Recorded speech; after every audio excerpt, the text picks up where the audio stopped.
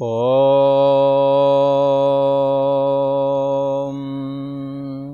ओम गुरु ब्रह्मा गुरु विष्णु गुरुदेव महेश्वरा गुरु साक्षात् परम ब्रह्म तस्मै श्री गुरवे नमः। ओम सतगुरुदेवाय नमः। योगेश्वर श्री कृष्ण भगवान की जय। ऐं सरस्वत्यै नमः। पूर्व का प्रसंग चल रहा है कि ये ज्ञानवान महापुरुष विषयों में आसक्ति रहित होकर के मन को जब निर्मल बना लेता है तो ध्यानावस्थित होकर के जो उसको आनंद प्राप्त होता है वो आनंद साक्षात परम ब्रह्म परमात्मा का निर्विकल्प आनंद कहलाता है। उसका ये अनुभव करता है और साधन की अवस्था में वो सदैव अपने को जानता रहता है और जाननापना में सदा स्थित रहता है। अब कहते हैं कि इस परम ब्रह्म परमात्मा को जो कि हमारी बुद्धि देश का साक्षी है उसको कौन लोग नहीं जान सकते।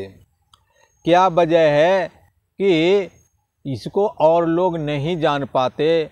ये तत्वज्ञानी ने ऐसा कौन सा साधन किया, ऐसा क्या संयम किया कि जिसकी वजह से इस दुर्लभ तत्वज्ञान में स्थिति लाभ प्राप्त कर सका। तो इसके विषय में कहते हैं कि ये तत्वज्ञानी महापुरुष संयम करता रहा, विषयों में कहीं भी राग द्वेष ना हो, इसलिए विषयों से अपने को हमेशा बचाता रहा और उसका परिणाम ये निकला कि पहले तो मन को हटाया, अब मन खुद विषयों में नहीं जाता है और अपने चैतन्य जो सत्ता है उसका अपना एक आनंद है। इसलिए आनंदो ब्रह्मेति बीजानित, आनंद ही परम ब्रह्म परमात्मा है, जिसका ये आनंद वो आनंद है कि किसी वस्तु विशेष के मिलने से, संयोग होने से जो आनंद प्राप्त होता है उससे ये विलक्षण है, ये निर्विकल्प है। हम लोग आनंदित होते हैं तो कहीं न कहीं कोई न कोई विकल्प लेके होते हैं, पर इसके पास निर्विकल्प आनंद है। ये तत्वज्ञानी महापुरुष किसी संयोग से, जैसे स्त्री पुरुष आनंद लेते हैं, जैसे कोई प्रिय वस्तु खो गई हो तो प्राप्त हो गई, संयोग हुआ तो आनंद लेते हैं, अच्छा भोजन मिला तो संयोग हुआ, आनंद लेते हैं भोजन का। इसी प्रकार से ये जो संयोग जन्य जो आनंद है इससे वो विलक्षण है। बगैर संयोग के, बगैर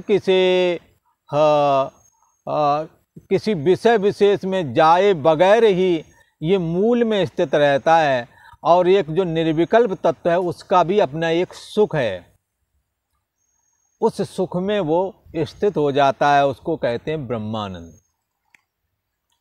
तो अब कहते हैं कि ये जो विषय भोग हैं इसके विषय में भगवान श्री कृष्ण ने कहा उसकी नज़र कैसी है उन विषय भोगों के प्रति, इसके प्रति कथन करते हैं। ये भगवान श्री कृष्ण कहते हैं ये कैसे सोचता है, इस पर विचार करते हैं। तो ये गीता का 5वां अध्याय और 22वां श्लोक है। ये ही संस्पर्श जा भोगा दुख योनय एवते आद्यन्तवन्तः कौन्तेय न ते सुरमते बुधा। कहते हैं कि ये संस्पर्शजा भोगा, ये जो इंद्रिय तथा विषयों के संयोग से जो सुख प्राप्त होता है इंद्रियों का और विषयों के साथ संयोग होता है, वो ऐसे जो भोग हैं उसको कहते हैं संस्पर्शजा भोगा। इंद्रिय और विषयों के संयोग से होने वाले सब भोग जितने भी हैं, सारे के सारे भोग ते ही दुख योनय। ये कैसे हैं? यद्यप विषयी पुरुषों के ये सुखरूप भासते हैं, तथापि अंत दुखदायी। स्वर्गौ स्वल्प अंत दुखदायी। स्वर्ग जैसा सुख विषय का क्यों ना हो, तो भी अंत में दुख दे के ही जाता है, ऐसा कहा। इसलिए कहते हैं यद्यपि ये इंद्रिय तथा विषयों के संयोग से होने वाले सब भोग निसंदेह दुख योनय एव, दुख के ही कारण बनते हैं। लंततो गत्वा। ये बात कौन कह रहे हैं? कोई दूसरा, साक्षात भगवान श्री कृष्ण ये बात कह रहे हैं। कह रहे हैं कि इंद्रियों विषयों से संयोग होने वाले सब भोग यद्यपि विषयी पुरुषों को अच्छे लगते हैं, इसमें दो राय नहीं, सभी को अच्छे लगते हैं, और खास करके विषयी पुरुषों को, निसंदेह बाद में ये दुख के ही कारण बनते हैं। क्यों बनते हैं भाई? किसी का ये दुख का कारण क्यों बनते हैं? पत्नी से या पति से प्राप्त होने वाला जो सुख है, धन से प्राप्त होने वाला सुख है, संतान से प्राप्त होने वाला संयोग, सब संयोग जन्य है। और बंधुओं, ये एक सृष्टि का नियम है, जिसका भी संयोग होता है उसका वियोग निश्चित है।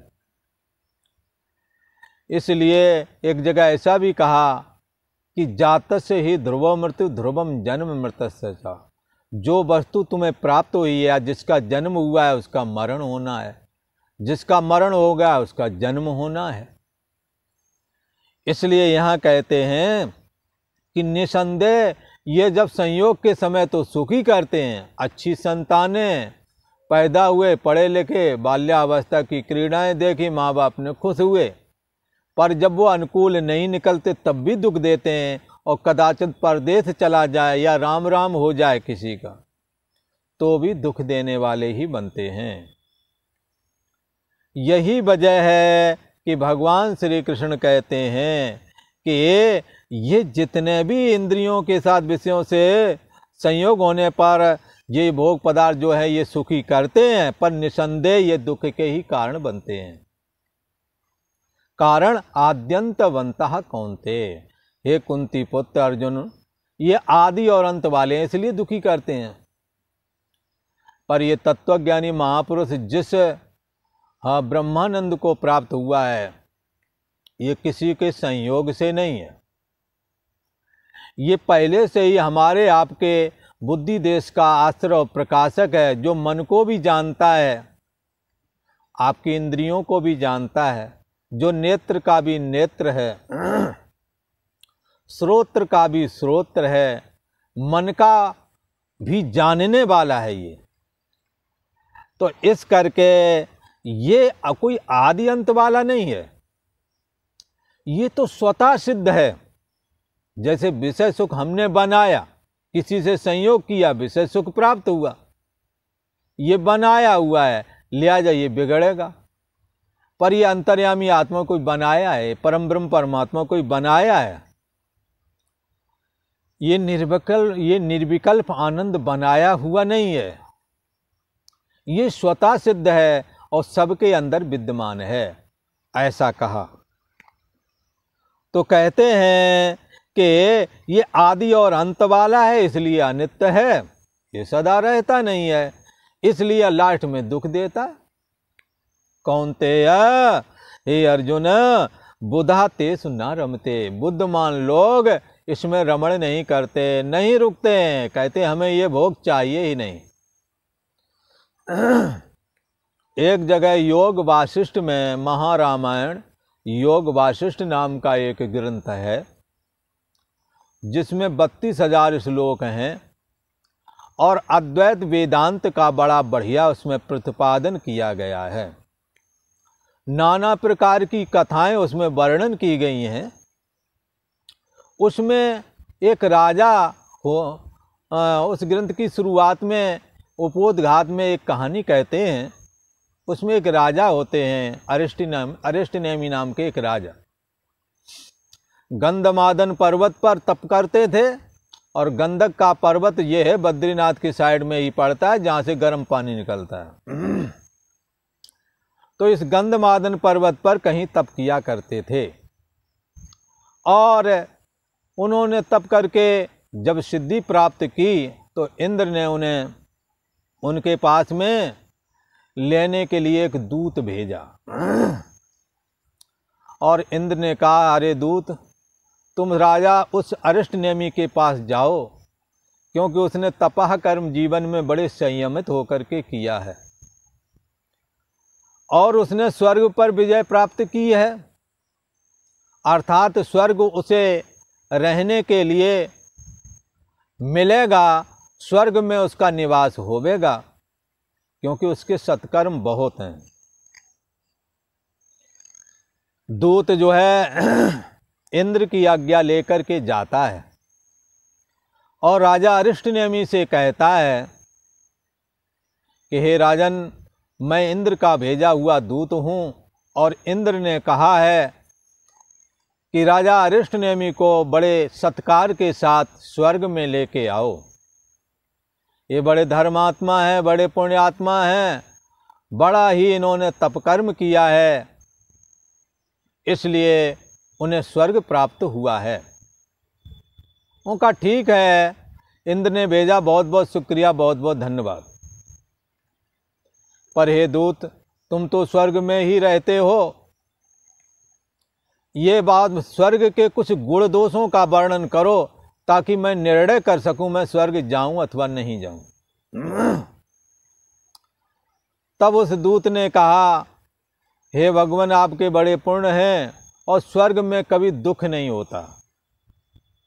शरीर हमेशा 16 वर्ष का बना रहता है, और वहाँ पर अनेकों अप्सराएं आदि और भी तरह तरह के क्रीड़ा विलास करने के साधन उपलब्ध हैं, जिनका सेवन करके आप आनंद भोग कर सकते हैं। वहाँ पर सोमपान नाम का एक द्रव्य है, जो आप पी लेंगे तो आपके शरीर में मन इंद्रियों की ताकत कभी घटेगी नहीं, और अधिक समय तक भोग विलास की क्रीड़ा आप कर सकते हैं। ऐसा उन्होंने कहा। दुख किसी तरह का नहीं हो सकता, क्योंकि कोई भी आदमी वहाँ पर आकर डिस्टर्ब नहीं कर सकता। स्वर्ग प्राप्त करने के लिए शरीर त्यागना होता है, इसलिए जो वहाँ जाएगा शरीर के साथ कोई जा नहीं सकता, इसलिए वहाँ कोई क्षोभ नहीं है। उनका ठीक है, ये तो आपने वहाँ का वैभव, वहाँ का गुण बताया, ये भी बताया उड़ते हुए वहाँ के महल हैं विमान के आकार के। आप जहाँ चाहें संकल्प करें, आपका विमान वहाँ पहुँच जाएगा। जैसी क्रीड़ा करना चाहें वैसा करें। वहाँ पर ईश्वर भक्ति नहीं हो सकती, ये एक दोष है। बोले ईश्वर भक्ति कोई वहाँ करने नहीं देता, या क्या कारण है, क्यों नहीं ईश्वर भक्ति हो सकती है वहाँ? तो उन्होंने कहा, महाराज, जैसा माहौल होता है वैसा ही मन बन जाता है। वहाँ पर भोग क्रीड़ा करने वाले ही लोग हैं, सब भोग का ही माहौल है, लिहाजा उस ओर मन जाता नहीं। पर यदि कोई संयमित पुरुष हो, वहाँ भी नंदन वन आदि जो हैं वहाँ पर तप का आचरण करे, तो वहाँ भी तपह कर्म रूप धर्म को बढ़ाया जा सकता है, पर ऐसा हो नहीं पाता। जैसे राजा ययाति ने स्वर्ग में जाकर के तप रूप कर्म का आचरण किया, भोग विलास में अपने को ज़्यादा लिप्त नहीं रखा। कुछ समय भोग विलास करने के बाद में उन्होंने नंदन वन में वहाँ के जो तपह कर्म के योग जो जगह थी वहाँ बैठ के तप किया, और वो स्वर्ग से ब्रह्मलोक को चले गए। इस तरह से राजा ययाति के विषय में ये बात आती है कि उन्होंने स्वर्ग में भी धर्म कर्म बढ़ाए और वहाँ से वे वो दुर्लभ ब्रह्मलोक को पधार गए, पहुँच गए। ऐसा कहा।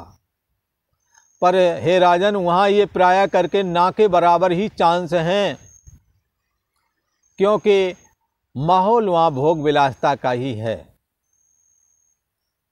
और जो वहाँ के दोष हैं उनको भी कहता हूँ। हे राजन, वहाँ का दोष है, जैसे यहाँ से आप कुलवान है, रूपवान है, धनवान है, आपको नीचे वालों के प्रति निकृष्ट बुद्धि हो जाती है, और निकृष्ट वाले जो हैं वो ऊपर वालों से सोचते हैं काश मैं भी ऐसा हो जाता।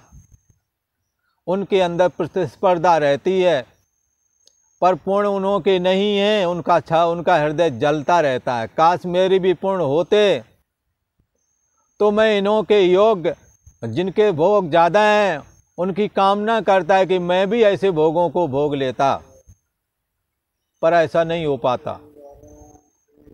जैसे कि एक दृष्टांत आता है महाभारत में, जब पांडवों ने हस्तिनापुर में पधारे, नारद जी से एक बार प्रश्न किया कि हे नारद जी, आप समस्त लोकों में विचरण करते हैं, क्या कभी स्वर्ग में गए थे? हमारे पिता महाराज जो असमय में ही मृत्यु को प्राप्त हो गए थे, राजा पांडु, क्या वो स्वर्ग में सुख से तो हैं? उन्हें कोई कष्ट तो नहीं है? हमारे जैसे 5 शूरवीर पुत्रों के वो पिता हैं और वो असमय में चले गए हैं, इसलिए हमें बड़ा क्षोभ होता है।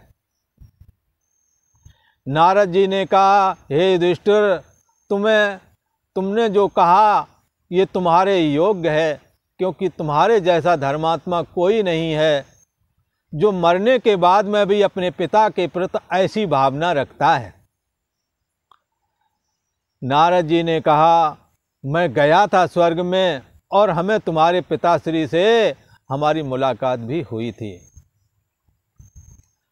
कहते हैं कि एक बार तुम्हारे पिताजी ने महाराजा हरिश्चंद्र, जिन्होंने राजसू यज्ञ किया था और काशी नगरी में जो बिक गए थे, अपना सत्य का पालन करने के लिए, सत्यव्रत की रक्षा करने के लिए समस्त राज उन्होंने विश्वामित्र को दे दिया था। उनका स्वर्ग में सबसे अधिक वैभव है और उनका वैभव इंद्र के बराबर है। उनको उड़ते हुए विमान में एक बार तुम्हारे पिता ने देखा तो तुम्हारे पिता के वैभव बहुत थोड़े हैं। महाराजा हरिश्चंद्र की अपेक्षा महाराजा हरिश्चंद्र के भोग पदार्थ इंद्र के बराबर हैं। इंद्र के महलों के समान ही उनके महल हैं वहाँ पर तुम्हारे पिता ने उनको उड़ते हुए महलों के साथ उनके वैभव को जब देखा तो वो कहने लगे, हे ऋषीश्वर, क्या बताऊं, मैं राजसू यज्ञ ना कर सका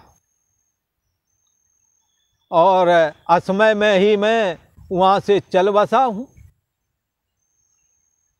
और हमारे 5 शूरवीर पुत्र हैं जो कि अभी मृत्युलोक में विद्यमान हैं। अगर कभी उधर जाना हो तो हमारे ज्येष्ठ पुत्र धर्मराज युधिष्ठिर से ये कहना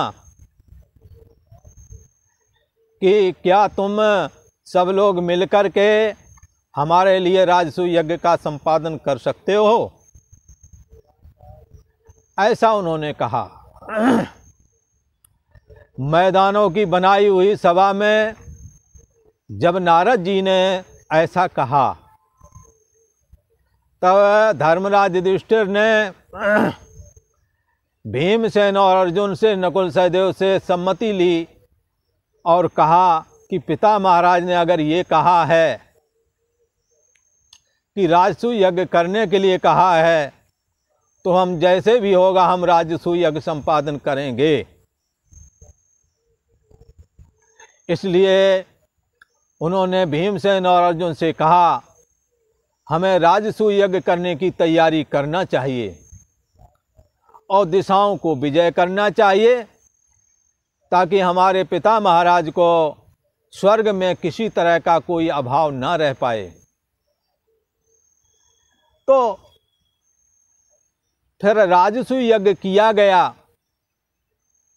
तो इस तरह से राजसूय यज्ञ करने के बाद में वो वैभव से संपन्न हो गए। तो स्वर्ग में राजा पांडु के हृदय में महाराजा हरिश्चंद्र का वैभव स्वर्ग में जब देखा तो हृदय में संताप ये हुआ, काश मैं भी ऐसा ही हो जाता। इंद्र का भेजा हुआ दूत कहता है, हे राजन अरिष्टनेमी, स्वर्ग में इस तरह का संताप होता है और नीचे वालों को देखकर निकृष्टता बुद्धि भी हो जाती है, अपने बराबर नहीं आने देते, ऐसा बताया। इसलिए ये कथानक मानो हमें सूचित करता है कि इसलिए ये रामचरितमानस की जो ये चौपाई है, ये सूचित करती है कि यह तन कर फल विषय न भाई, स्वर्गौ स्वल्प अंत दुखदाई। दूत ने कहा, इस तरह से ये वहाँ का हमने दोष कहे और पूर्ण क्षीण होने पर पुनः मृत्युलोक में जाना पड़ता है। किसी ने कहा, महाराज पूर्ण क्षीण हो जाएंगे, ये कैसे जानेंगे कब क्षीण होंगे? तो उसके लिए कहते हैं, स्वर्ग में जाने वाला हर एक आदमी, उसको एक माला, जितने वर्ष रहना है उतने हैं फूलों की माला गले में डाली जाती है और वो माला के जब फूल कुमला जाते हैं तब उसे मृत्युलोक में फेंक दिया जाता है। कहते हैं कि जब इसके माला डाली जाती है, एक फूल कुमलाता है तो उसे बड़ी चिंता सताती है कि एक फूल तो चला गया और ये हमारी एज कम हो गई है। ऐसे करके 2, 3, 4, 5 फिर लास्ट में जब आता है तो मारे चिंता के पसीना पसीना हो जाता है। इंद्र के दूत कहते हैं, इनका स्वर्ग सुख भोगने का काल समय पूरा हो गया है, इनको मेघों के साथ पानी में बरसा दो। और फिर वो जीवात्मा पूर्णात्मक होकर के पानी में संकल्प रूप होकर के मृत्युलोक में गिरता है, जो गेहूं धान आदि में प्रवेश कर जाता है। और वही गेहूं धान आदि जब पुरुष खाता है तो पहला जन्म उसका पिता के अंदर वीर में शुक्राणु के रूप में हो जाता है। फिर दूसरा जन्म उसका माता योनि द्वार से प्रवेश करके माता के गर्भ में होता है और फिर तीसरे में शरीर बन करके योनि द्वार से बाहर आता है। ऐसी प्रक्रिया राजा अरिष्टनेमी को बताई गई कि इस तरह से ये स्वर्ग छीणे पुणे मर्तलोके विशंति, मृतलोक में पुनः आना पड़ता है, ये दुख रूपता स्वर्ग की बताई। भगवान श्री कृष्ण उसी को इंगित करते कहते हैं, यही संस्पर्शजा भोगा दुख योने एवते आद्यंतवंतः कौन्ते न तेषु रमते बुधः। कहते हैं, हे अर्जुन, ये इंद्रिय और विषयों के संयोग से होने वाला उत्पन्न होने वाला जो हो सुख है, ये यद्यपि विषयी पुरुषों को अच्छा लगता है पर निसंदेह दुख का ही कारण है, अंत में दुखदायी है। बुधा तेसु न रमते, इसलिए बुद्धिमान लोग इन विषयों में रमण नहीं करते, इनको स्वीकार नहीं करते, ऐसा कहा। और एक बार इस श्लोक को उच्चारण करते हैं और आज इतना ही।